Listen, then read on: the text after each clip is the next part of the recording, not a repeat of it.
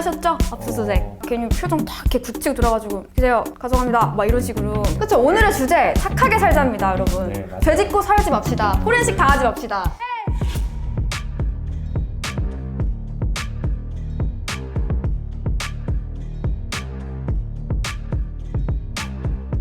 안녕하세요, 김지우입니다. 오늘도 스텔스 솔루션의 에릭, 리암님과 함께하겠습니다. 어서 오세요. 안녕하세요. 네. 우리가 지난주에 해킹에 관련돼서 배워봤는데요. 오늘은 어떤 주제로 얘기하게 되죠? 지우씨, 만약에 핸드폰이나 네. 아니면 노트북이나 이런 것들을 탈탈 털면 네. 뭐가 나올까요? 핸드폰이요? 네. 한번 털어보죠, 뭐. 네, 한번 털어보세요. 잘 터셔야 됩니다. 더 한 번 더 세게 털어보시겠어요? 이렇게 터는 게 아니라 저희가 일반적으로 뭐 뉴스나 아니면 신문 기사 같은 것들 보면은 뭐 검찰에서 이번에는 어디를 압수수색했다 그런 표현들이 보이잖아요. 네. 그런 것처럼 저희가 디지털 기기를 압수수색해서 혹은 어떠한 상황이 발생했을 때 그것들을 좀 자세하게 볼 수 있는 것들을 턴다라고 쉽게 표현을 하기도 합니다. 아, 그 정보를 턴다. 네, 이런 맞습니다. 느낌으로 말씀하시는 거구나. 진짜 터실 줄 몰랐어요. 검찰 압수수색 이런 얘기를 해주셨는데 두 분 혹시 압수수색 당해보신 적 있으세요? 저는 압수수색을 당해본 적은 없습니다. 네, 리암님은 이미지가 압수수색 당할 상이 아니세요. 근데 당하셨죠? 압수수색. 네, 저는 압수수색 당해봤습니다. 실제로 당해봤는데요. 자세한 내용은 사실 좀 말씀드리긴 곤란하겠지만 대체로 말씀을 드리면 압수수색 영장을 가진 경찰이 와서 분위기를 제압하고 그리고 이제 디지털 기기들에 대해 손을 떼게 하고 각종 장비들을 이용해서 이제 정보들을 가져가는 그런 작업을 했었죠. 분위기가 굉장히 험악할 것 같아요. 괜히 표정 딱 이렇게 굳히고 들어가지고 주세요. 가져갑니다. 막 이런 식으로. 아, 근데 분위기는 사실 험악합니다. 아, 그쵸? 네, 험악하고 왜냐하면 기선제압을 해야 되거든요. 안 그러면 언론에 나왔던 것처럼 뭐 집어 던지기도 하고요. 그리고 박살내기도 하고 뭐 여러 가지 상황들이 벌어지기 때문에 기선제압이 굉장히 중요하다고 들었습니다. 아니 그냥 가져가면 되지 왜 박살을 내고 가져가요? 가져가진 못해요. 그 대신 네. 이제 디지털 증거는 체증을 해야 되기 때문에 그 상태 그대로 있어야 되는 게 되게 중요하죠. 그럼 그 과정에서 쓰이는 게 디지털 포렌식? 네, 그렇죠. 디지털 포렌식이라는 단어를 사용하고 그런 식으로 이제 증거를 현장에서 채취를 해서 가져가게 됩니다. 사실 그 포렌식 이런 단어를 뉴스를 보거나 할 때도 많이 들어보기는 했어요. 근데 정확하게 뭔가라 설명을 해보라고 하면 어렵거든요. 디지털 포렌식이 정확하게 뭔가요? 일단 디지털 포렌식이라 함은 우리가 사용하고 있는 디지털 기기들, 자료가 남아있을 수 있는 그런 디지털 기기들, 뭐 예를 들면 노트북, 핸드폰, 그리고 뭐 PC, 네. 서버 뭐 이런 이제 디지털 기기들에서 잠재적으로 증거가 될 만한 증거를 찾는 행위를 디지털 포렌식이라고 하고요. 네 가지 정도 종류가 있어요. 디스크 포렌식이 있고, 네트워크 포렌식이 있고, 시스템 포렌식이 있고, 모바일 포렌식 이렇게 이제 네 가지로 구분을 하거든요. 그 모바일 포렌식이 저희가 오늘 주로 얘기할 대상인 거죠. 네, 맞습니다. 모바일 포렌식, 그 핸드폰 안에서 우리가 증거로 찾을 만한 것들을 찾을 수 있다. 뭐 이런 내용인 건가요? 어떤 것들이 핸드폰 안에서 증거가 될 수 있을까요? 그러니까 일반적으로 저희가 생각하는 모든 것들은 잠재적인 증거라고 생각할 수가 있고요. 네, 실제로 앞서 말씀하신 그 모바일 포렌식이라는 절차를 통해서 뭐 통화 기록, 통화하는 거. 문자 메시지, 사진, 영상, 카카오톡 대화 내용, 네. 뭐 위치 정보 등등의 굉장히 다양한 것들을 우리가 포렌식을 통해서 얻어낼 수가 있습니다. 그러면은 포렌식이 어떤 절차로 진행이 되는지 궁금합니다. 일반적으로 저희가 다른 이 디지털 증거뿐만 아니라 모든 증거들을 수집하기 위해서는 현장에 먼저 가야 되는데요. 그쵸. 그 현장에 가서 디지털 정보가 무엇이 있는지 네. 아까 앞에서 말씀드린 대로 뭐 노트북이라든가 네. 아니면 스마트폰이라든가 컴퓨터 등등 그런 기타 저장 장치들이 있는지 예를 들어서 뭐 하드디스크라든가 아니면 USB 이런 것까지 전부 다 이제 디지털 매체라고 부르고요. 네. 그런 것들을 전부 현장에서 있는지 확인한 후에 그 다음에 이 증거들을 어떤 것들을 우리가 찾았는지 그것들을 이제 기록을 하고 그 다음에 그 현장에서 나온 그런 증거를 확인할 수 있는 저장 장치들을 현장에서 바로 복사를 하거나 어떻게 할 수가 없어요. 왜냐면은 포렌식에서 가장 중요한 포인트 중에 하나가 원본을 직접 조사를 해서는 안 된다라는 게 포인트인데요. 왜냐면은 그 원본을 가지고 조사를 할 때 그 원본이 손상될 수 있는 그런 위험성이 있기 때문에 네. 원본은 절대로 조사를 직접 해서는 안 되고 네. 저희가 흔히 이미징이라고 부릅니다. 똑같은 하드웨어에 복사를 해서 사용하는 것을 이미징이라고 부르는데 네. 그 이미징이라는 절차를 거쳐서 네. 이제 조사를 하게 됩니다. 원본을 건드리면 안 된다. 그래서 복사가 가장 중요한 부분이다. 네, 그거 이제 이미징을 한 다음에 원본의 그 해시 값을 떠요. 해시 값 어려운 말이죠, 그죠? 네. 원본이 가지고 있는 고유한 값이 있거든요. 그 값을 해시값이라고 해요. 그 값을 떼내고요.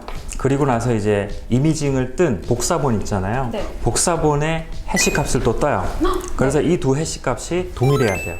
그래야 이게 원본이다, 원본에서 조사하는 것이다 라고 하는 것을 이제 보증할 수 있는 거죠. 거기서 추가적으로 말씀드리고 싶은 게 이 네. 해시 값이라는 걸로 얘가 진짜 원본이냐 아니면은 복사한 것에 대한 이미지냐 라는 걸 판단할 때는 얘를 계속 해시를 했을 때 해시 값은 네. 일정하게 나와야 돼요. 그래야 이게 원본이고 수정이 되지 않았다라는 무결성을 입증할 수 있는 그런 것들을 보장할 수 있기 때문에 네. 해시 값은 절대로 변해서는 안 된다라는 사실을 조금 짚고 넘어가시면 좋지 않을까 싶습니다. 근데 저는 사실 들을 때는 아 그렇구나 하는데 복잡하네요 굉장히. 그냥 압수수색 안 당하면 될 것 같고 포렌식 당할 일을 안 만들면 되지 않을까. 그렇죠. 오늘의 주제 착하게 살자입니다 여러분. 네, 맞아요. 되짚고 살지 맙시다. 포렌식 당하지 맙시다. 네, 오늘도 역시 리암님과 에릭님과 함께 디지털 포렌식에 대해서 배워봤는데요. 역시 오늘도 열심히 소스윗하게 자세하게 설명을 잘 해주셨습니다. 특히 압수수색까지 당해본 에릭님께서도 정말 정확하게 얘기를 해주셨는데요. 네, 이제 마무리해볼까요? 지윤님 혹시 네. 저희 마무리하기 전에 네. 저희가 오늘 이렇게 어떻게 보면 굉장히 어려운 주제에 대해서 얘기를 그렇죠. 나눠봤잖아요. 지유 아나운서님께서 네. 오늘 이렇게 얘기한 것에 대해서 잘 이해를 했는지 몇 가지 질문을 조금 준비해 왔는데요. 혹시 질문을 드려도 괜찮을까요? 아니 저 못 믿으세요? 저 굉장히 경청하고 잘 들었는데 뭐 이런 것까지 준비를 하세요. 그래도 진짜. 저희 보시는 구독자분들도 계시고 한 번 더 정리하기 위해 몸소 이렇게 지윤님께서 저 해주시면 완전- 좋지 않을까. 100점이죠 저. 제가 그럴 줄 알고 OX를 좀 준비를 해왔습니다. 이런 것까지 준비를 했어요? 그러면 자 이제 빠른 OX 퀴즈를 좀 진행해 보도록 하겠습니다. 알겠습니다. 첫 번째 이제 핸드폰이나 PC에서 파일 삭제를 하면 완전히 삭제가 된다 OX. 안 되죠. 그럼 안 되는 거를 조금 한번 설명을 해주실 수 있을까요? 안 되는 이유는요. 그 파일을 지웠다고 하지만 뭐 연결고리를 끊어서 차단시킨 거기 때문에 눈에만 보이지 않을 뿐이지 제대로 지워진 건 아니다. 파일을 지운다고 하시잖아요. 근데 그쵸. 사실은 파일이 지워지지 않는 거예요. 파일이 있는 위치 정보만 살짝 지워버리면 그냥 그 자리에 다른 정보를 쓸 수 있는 여지가 만들어지는 거죠. 대신 사람 눈에는 지워진 것처럼 보이죠. 그렇죠. 눈에 안 보이니까. 네, 맞습니다. 조금 더 쉽게 설명을 드리자면은 저장소라는 곳에 이미지, 사진이 저장되게 되는데 네. 삭제를 하는 행위는 그 사진과 저희와의 연결고리를 끊는다고만 생각하시면 될 것 같아요. 실제로 그 이미지를 삭제하는 것이 아니라 연결고리를 끊어서 우리가 볼 수가 없다라는 그런 생각을 가지시면 조금 편할 것 같습니다. 두 번째 질문입니다. 네. 스마트폰에 있는 정보들은 대부분 잠재적인 증거가 될 수 있다, 없다? 아이 당연히 이건 있죠. 이거는 솔직히 있죠. 왜 있다라고 생각을 하시죠? 증거가 될 수 없을 수도 있잖아요.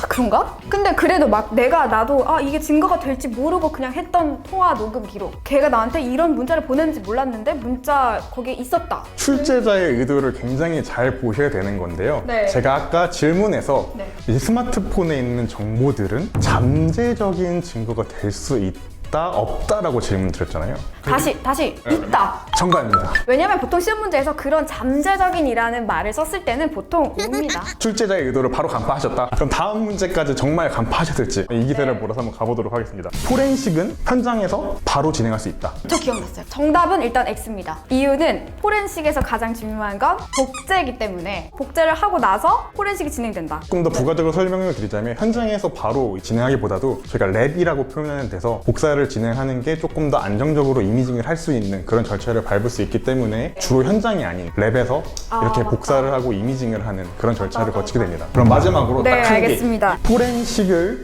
피할 수 있는 방법은 있다, 없다. 비도 태양을 피할 수 없다는데 포렌식을 죄송합니다. 포렌식을 피할 수 있는 방법은 없다. 있다. 저도 이따의 한 표. 있다 한 표 하시겠습니다. 네. 있다. 딩동댕. 그러면 오늘 일단 다 맞추셨는데요. 네. 또 질문이 있나요? 아니요, 오늘은 여기에서 이제 질문을 마치도록 하겠습니다. 네. 정말 집중하면서 들으셨네요. 그걸 어떻게 보신 거예요, 도대체? 네, 오늘 리암님과 에릭님과 함께 디지털 포렌식에 대해서 열심히 얘기 나눠봤는데요. 오늘의 주제 한 가지입니다. 뭐죠? 착하게 살자. 같이 한 번 더 착하게 살자. 네, 다음 이 시간에도 유용한 정보 들고 에릭, 리암님과 함께 찾아오겠습니다. 여러분 안녕. 안녕.